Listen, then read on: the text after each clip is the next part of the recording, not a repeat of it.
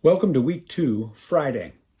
Today's reading is from Luke 5, verses 1 through 11. You can also find this recorded in Matthew 4, verse 18 through 22, and Mark 1, 16 through 20. But in Luke's account, he writes this: As the crowd was pressing in on Jesus to hear God's word, he was standing by Lake Gennesaret. He saw 2 boats at the edge of the lake. The fishermen had left them and were washing their nets. He got into one of the boats, which belonged to Simon, and asked him to put out a little from the land. Then he sat down and was teaching the crowds from the boat.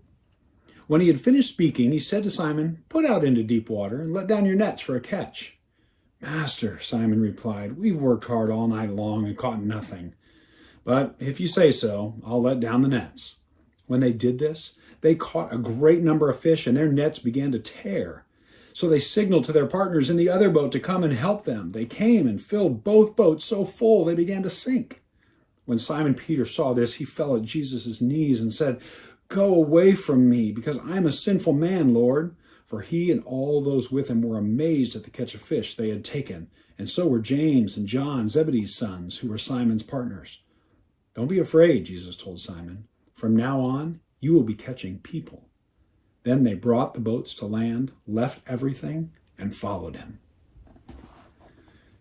Today, we see Jesus inviting others to join him on his journey. He begins by entering their world.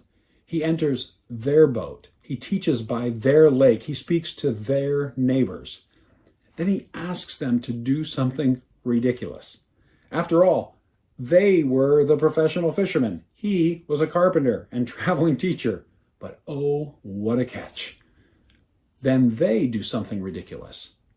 They leave everything.